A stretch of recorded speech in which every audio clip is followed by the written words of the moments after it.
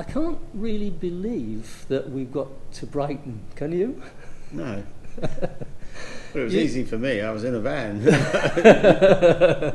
Yeah, well, I was on a bike and Phil was on a push bike.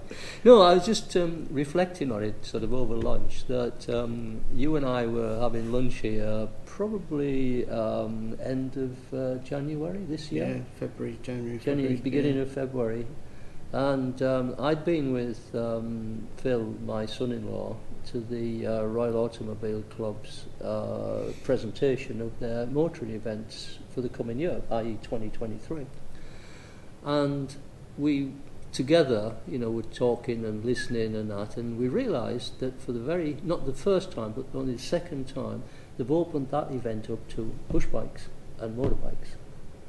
The downside is they all have to be older than 1904, which is a bit of a challenge. And we just thought, well, Phil Kirby, my son-in-law, is a keen cyclist and a competitive cyclist. And you know me well enough, I'm mad at riding daft things on motorbikes sort of thing. So we hatched the idea, well, let's see whether we could put this together. And then I met you here and said, do you think the motorcycle team would be prepared to help us with this? Because what I realised way back then, and I didn't really fully understand it, was that this was not a one-man job, or a two-man job. Yeah. No, that was absolutely right. And the thing is that I did know that they had opened it up to motorcycles, but I didn't realise there's bicycles as well. And that's amazing. And I also didn't know, although I know Phil, I didn't know he was a cyclist, and so that's there's things going on in my head as to, are the machines going to make it? Are they going to make it? In a sense, I mean, you were more worried about me getting people to help you when I was more worried about whether the machines or the men were going to make it themselves. So it was it's a huge undertaking, and for something sort of vehicles that old, I mean, well, I didn't have any problem about the people, because I mean, there's still a few guys around and some younger ones when I first started here. And one of the things, out of the motorcycle team is that once you remember, you've got it for life, sort of thing. And well, from what you've seen, it just works. So I didn't think that would be a big problem. And I really, there were three guys who I knew would be pretty sure. And as soon as I mentioned it, it was like, oh yes, oh yes, no question about it. So they were on board very quickly, really.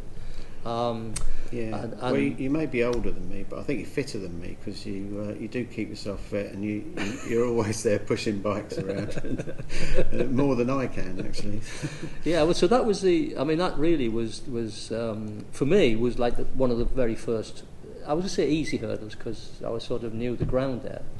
But the motorbike, and that wasn't too bad, although I did have a couple of other thoughts, but I recognised that the Dreadnought had actually was the right age and the right vintage, and having been a director with the VMCC, I thought there's probably a reasonable chance I can twist their arm to let us have it. And I had to go through the process. They had forms to fill in and whatever. And if you think, it wasn't that long I got the nod and said, yeah, you can have it, but you can't have it until August. End of August, beginning of September, which was fine because I was busy doing all sorts of other things, and we could have it here and do some work on it and get it spit and span to do the thing. So how did the bicycle come about? Because you wouldn't believe it. You'd think the easiest thing in the world. You're working as a volunteer at Brooklands. They've got the rally collection here. You've got a 1901 safety bicycle. It didn't appear that it would be that difficult until I started looking and asking and feeling around. And of course, what I realised, and I was told this, but I'm a stupid Yorkshireman at times. I don't believe everything everybody tells me, but they were right. That rally has been through so many connotations over the years, and actually trying to track down rally, which doesn't exist as it did here as a manufacturing company, is now based in Holland. was a pretty big ask, and it took a long time. Anyway, it also turned out, again, not knowing anything about push bikes, that this bike was a very high-spec bike, a very expensive bike, because it was £14.19 and sixpence in 1901, which I haven't done the numbers, but that's like a luxury bike to a marketplace that was very poor relatively.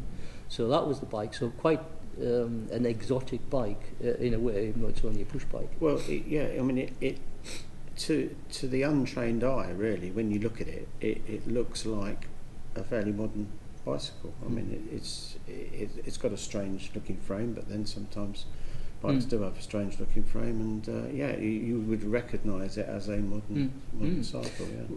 Well, again, you see, one of the good things about these, you learn. You know, we all think we know everything and realise we know very little about nothing, basically.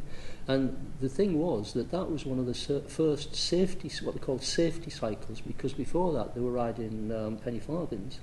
And the penny farthing has a propensity of chucking you over the top and putting your face on the concrete in front of it. So, and also from part of the of my tenure here, I always look at it in two folds and two points.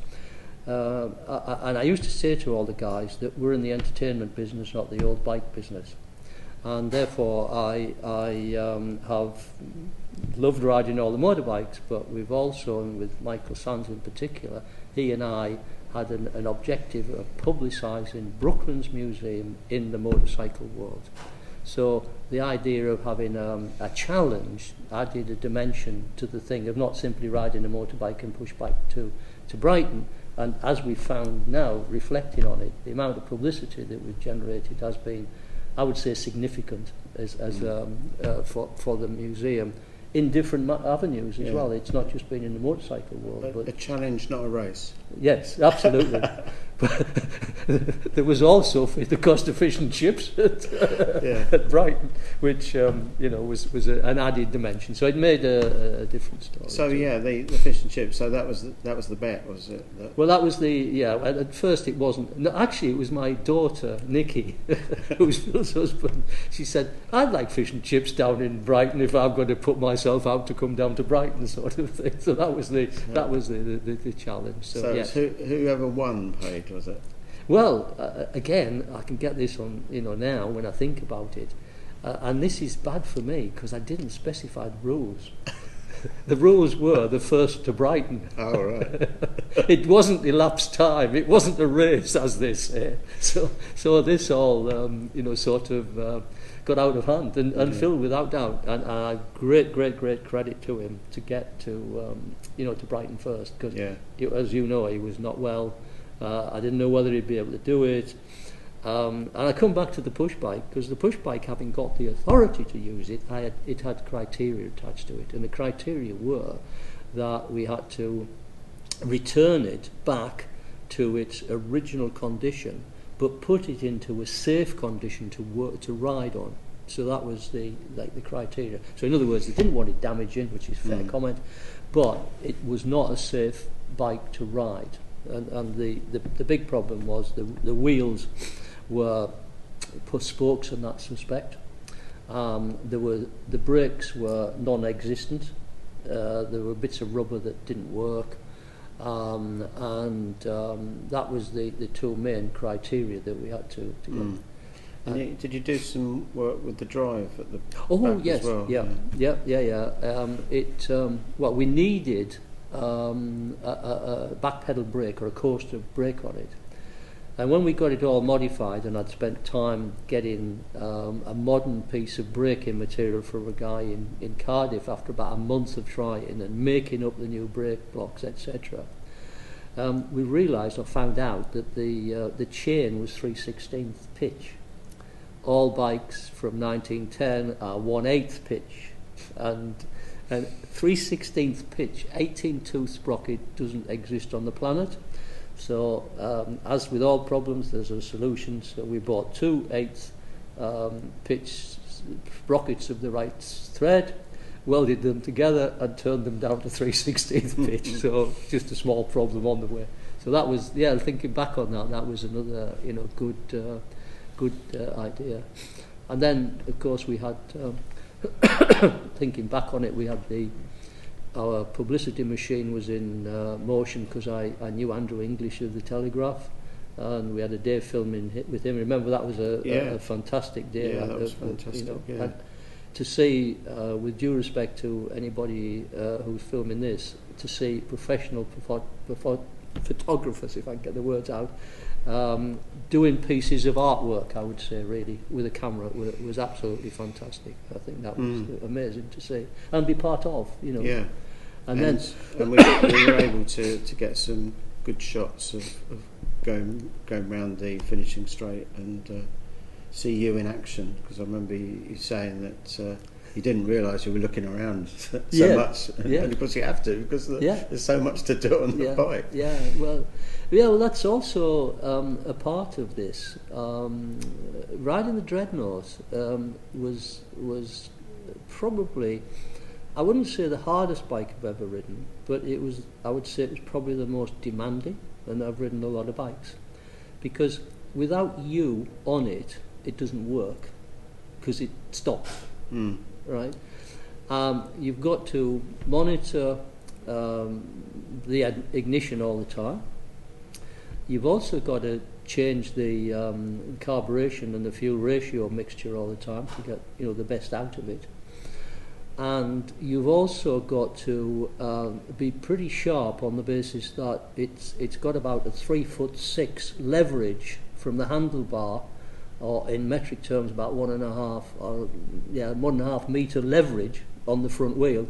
So every time it hits the bump, you've got to be there to correct it, because otherwise you could be in a tank slapper with it, as so that's part of it. And it's watching it being ridden, it's sort of not like a lot of bikes of that era. It's pretty much like no other bike in a way, because you're sitting almost like in an armchair, aren't you? You're behind the normal, what would be the conventional seating position, sort of almost down on the wheel.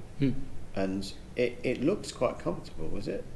Well, in one way it is, because you tend to relax, but it's also, you see, when you look at these things, it's a bit like riding a horse. Have you ever ridden a horse? Yes.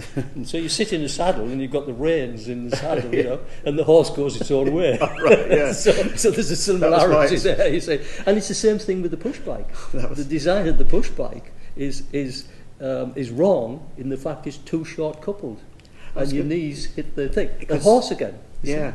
And it's got those flexible handlebars. Yeah, that's suspension. That's the suspension. Yes. And when I was looking at Phil, I mean, he's fairly tallish. Yeah. But he looks like, it does look as if it isn't long enough. And that's what you're saying. Yeah. And apparently, again, learning out of the thing, I think it was 1910-ish, talking to Bob French, who, just interject here, say, who did all the work in getting the bike together and making it rideable. And he told me when we loaded the bikes and that, he said, I will be very doubtful that bike gets to Brighton. And I said, well, don't you worry, we'll get it there. and it's a fair comment, but it was about 1910 that Raleigh standardised on the type of triangular frame that all of us would recognise, and the dimensions and everything, because somebody had thought about what it meant to ride it, and looked at average people, length of arms, length of whatever, and you put in that, so you end up with that. So again, it's been a big learning curve, actually, educationally for us in a way, so that was good. And just keeping on the bicycle at the moment, you said about Phil does a lot of cycling. What sort of cycling does he do? Well, he's only half as mad as me, I think. He rides off-road events in the winter, so you have these maybe a 5 or 6 mile cross-country course through the woods and whatever, as a time, well, it's a race, and it's age related, so they have like 18-year-olds, 25-year-olds, and I think he rides in the 90. Oh no, sorry, the 50-year-old group or something like that. No, but he does that, and he also does things like Ride London and road type things. But the main thing about him is that he keeps himself incredibly fit, and again reflecting on the why he won. One of the reasons he won was that he actually rode Clayton Hill without stopping, and I've talked to cyclists since the event, and they said on a fixed wheel bike that is not comfortable, that is one significant achievement. And he would probably gain 10 minutes, quarter of an hour on me, because pushing the bike up, pushing the thing up, was significant delay. That thing, and our tuning at the dyno clearly wasn't sufficient because we still didn't have enough power out of it. Yeah. So how did that come about? I know you had some problems with the carburation. There was first of all, there were a number of things that were needed doing, but the carburation was one of them where you had to do some modifications to the carburetor. The carburetor was, there is a term for it, begins with B, and it really was. I'd committed to the BMCC that I'd sorted out in part of the loan thing. And I have a good friend who's got a machine shop business, etc. And I took it to him and said, "Can you help us out?" And he said, "Yeah, I can, but I'm busy getting things ready for the London to Brighton," as it turned out. I said, "No, well, this is higher priority." Anyway, he looked at it and whatever. And to get it done professionally, he was talking of maybe 400 quid to get the carburetor remade, which nobody had the budget for to do that. So I bought, I don't know what it was now, 30 quid's worth of brass, and spent probably about a week to 10 days in the garage and made up all the bits and pieces and eventually got them together to work, and it works perfectly now. I mean, it's not as brand new, but it's like 95% of being brand new now, so that was excellent. Right. So you mentioned about the carburetor and the carburation, and then you took it to dyno to test it. Yeah, one of the histories of the bike has been that it doesn't have a lot of power considering the size, but also the weight of it, etc. And in riding it, I wasn't comfortable that now we've got the carburetor working, we've got something in which we could work on, and it's what you do with your race bike sort of thing. And this was a race bike. This was whatever you think about it, this 1903 race bike. So I decided I decided that the only way we could actually see what was happening, and nobody in the VMCC had done this before. They all had opinions. Everybody had an opinion. It was a bigger jet, smaller jet, this, that, and the other. So I thought, well, if we go to the dyno, we should be able to generate some data and some understanding. And what we came out of the dyno was that I believed it had too small a main jet, and we did identify that a bigger main jet gave us a bit more power, so that was positive. But what it really identified was that we're not getting enough air into the carburetor, and it runs lean all the time. And I'm not quite sure the solution to that. Maybe the solution to that is get the right carb for the bike, because it isn't the right carb for the bike originally. So that was it. So yeah, that was, and we packed up everything, went through, loaded everything, and the thing that day was a big logistic day for me, because it's been going on for months. There's 100 things to remember. Where we're going. Can we offload the bike in Pall Mall? No, we've got to find somewhere to park. Well, it's park it 10 miles away and cost me £60. That's no good. So we've been through a lot of logistics, and hopefully I was comfortable that got most of them. But then the key thing was how do we keep track of all this? Because we're talking about two people going from central London to Brighton with dubious machines in dubious conditions and a support group to help them. And so I rolled in my grandson, Tom, who has just started work about 6 months ago as an accountant, having done well at university.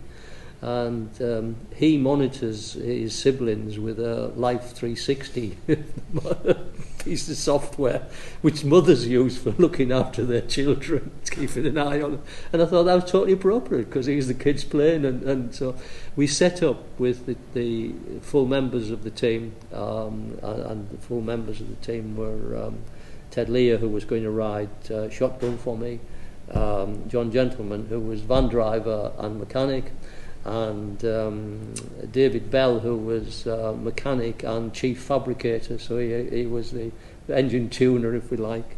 And then there was going to be Tom in the van, and then my daughter Nikki was going to drive another their disco to support Phil with his food and drink and all that. So all that came together, and if you watch the next bit, it's we were at 6 o'clock in Hyde Park on a cold, very fresh, lovely morning, trying to get the bike to start and everything. From my perspective, I mean, I came into it, I was suddenly available on the day, and I came into it using this app, and I didn't want to sort of cause you any problems by asking lots of questions. And we just downloaded the app, got our instructions from Tom, and you looked on the map, and there was John, there was Phil, there was John Gentleman, and Mark Jarman doing the filming, and it was great. Yeah. I mean, we knew where you were, even if you didn't know where. Thank you for that. The faux pas do get mentioned. I've got broad shoulders. Yeah, no, that's true. And looking back on it, sitting here, I mean, what a great event. I hope. Well, I know this. Obviously for Phil and I, but I think everybody who's been involved in it has enjoyed it and had one of life's experiences that it really was. I mean, it was a huge team effort. And to see you working together with the team was fantastic. Getting the bike ready, and everybody seemed to know without being told what their role was, and they had their little areas to look over. It's like a Formula One team. Everybody knew their bit of what they were supposed to be doing, and also weren't afraid to challenge you. And it was a few days before, and I heard David Bell saying to you, well, do we really want to be changing the setup 2 days before when we haven't tested it? And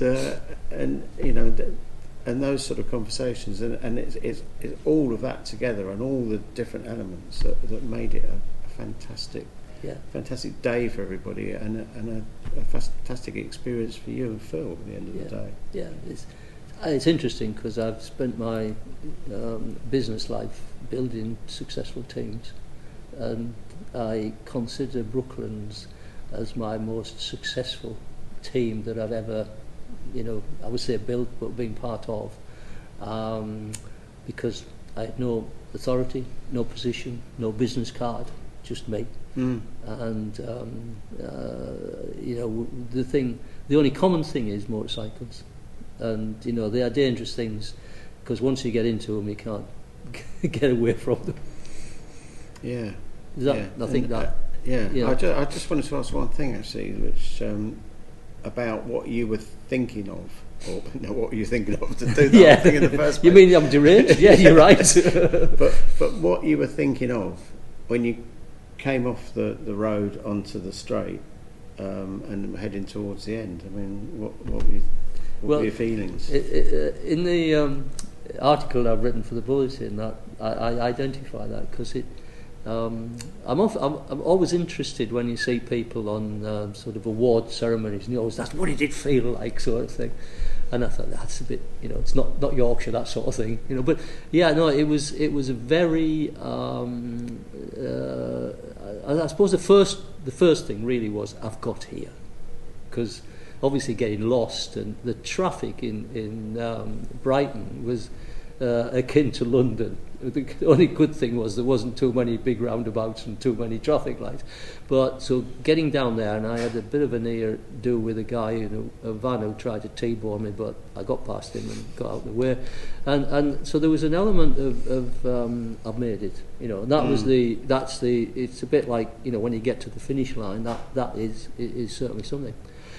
And then, in a way, I was a bit sort of thinking, oh, is it over already? Because the bike's going wonderfully well, you know, there's a bit of flat road, you know, etc.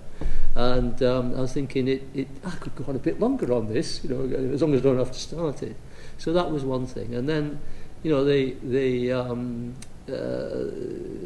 I was on my own, I get interviewed, everybody gets interviewed at the end. And then, of course, I get to the end and I stop the bike because he said, yeah, Marshall, you know, park it up here. And then the next thing, of course, is I didn't really think about anything else. The next thing is everybody said, you made it, you know, and you were buying the fish and chips, sort of thing. But it was just, so that was just fantastic, you know. And there's some lovely. And I've looked at some of the film, and the thing that looking back on it, you know, there's everybody's got not just a smile on their face, but a beaming smile on their face, you know, and that was you can't buy that, you know, and that was, you know, that was except really, Phil, he was still recovering. yeah. Well, he won. But no, that was. Does that make you know? Yeah, no, that's good. It just I think we're running out of light.